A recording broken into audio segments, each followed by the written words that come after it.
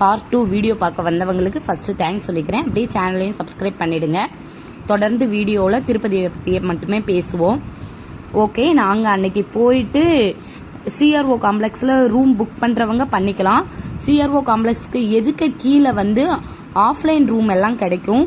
ஆனால் அது நீங்கள் காலையில் ஒரு விடிய காலையில் இருந்து காலையில் ஒரு 7-8க்குள்ளேயே ஃபில்லாகி முடிச்சிடும். நீங்கள் ஆஃப்லைன் ரூம் புக் பண்ண போகிறீங்கன்னா டக்குன்னு மேலே போயிடுங்க. டைம் லேட் பண்ண வேணாம். உங்களோட லக்கு 10 o'clock வரைக்கும் கூட சில சமயம் இருக்கும். நாங்கள் போனது செப்டம்பர் 4-5 தரிசனம். ஆனால் எங்களுக்கு என்ன லக்குனா அந்த 200 சில்லற ட்ரெயின் ஆந்திராவில் புயல்னால கேன்சல் பண்ணியிருந்தாங்க. நார்த் சைடில் இருந்து வர ட்ரெயின்ஸ் எல்லாமே. ஸோ அதனால கூட்டம் ரொம்ப ரொம்ப ரொம்ப ரொம்ப குறை. நான் திருப்பதியை இவ்வளோ குறையான கூட்டத்தில் பார்த்ததே கிடையாது. ஃபர்ஸ்ட் டைம் இந்த டைம் போனப்போ தான் பார்த்துருக்கேன். நீங்கள் அங்கேயே போனீங்கன்னா சிஆர்ஓ காம்ப்ளெக்ஸ் போயிட்டாங்கனாலே ஆஃப்லைன் ரூம் புக் பண்ணிக்கலாம். அடுத்து கல்யாண கட்ட அங்கனுக்குள்ளேயே தான் இருக்குது. அடுத்து அங்க பிரதர்சனத்துக்கு அங்கே தான் டோக்கன் கொடுப்பாங்க. எல்லாமே நீங்கள் அந்த இடம் தாங்க மெயின். சிஆர்ஓ காம்ப்ளெக்ஸில் இருந்து நீங்கள் எங்கனாலும் கேட்டு நீங்கள் போய்க்கலாம். எப்பயுமே போன உடனே வராகமூர்த்தியை கும்பிட தயவு செஞ்சு மறந்துடாதீங்க. நாங்கள் இந்த தடவை தெப்பத்தில் புஷ்கரணியில் குளிக்கணும்னு நினச்சோம், ஆனால் முடியலை.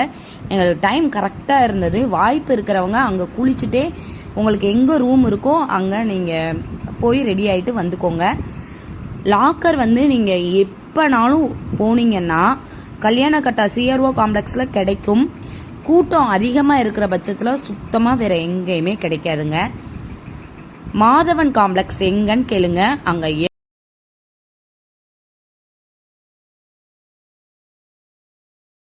லாக்கர் கிடைக்கும். கடைசி சான்ஸா அங்க ட்ரை பண்ணி பாருங்க. சரி, ஓகே. அதுக்கு அடுத்து நீங்க லாக்கர்லயே எல்லா பொருளையும் வச்சுட்டு வந்துருங்க. அன்னதானம் கண்டிப்பா அன்னதானத்தை சாப்பிடுங்க. அது ஒரு வரப்பிரசாதம்னே சொல்லலாம். கண்டிப்பா நம்ம அன்னதானம் சாப்பிடணும். அதுக்கடுத்து கடைகள் பார்த்து எங்கே நல்லதாக இருக்குன்னு சொல்லி பார்த்து வாங்கி கொடுங்க. குழந்தைங்களுக்கு ரொம்ப உரப்பாக இருக்கும் செய்யும். ஒரு சில கடைகள் பார்த்துக்கிட்டிங்கன்னா நெக்ஸ்ட் டைம் போகும்போதே நீங்கள் அந்த சைடே போங்க. கரெக்டாக நேராக திருப்பதிக்கு தேங்காய் கோபுரத்துக்கு நேராக இப்போ நான் இருக்கிற இடம் இந்த இடத்த தான் சொல்கிறேன்.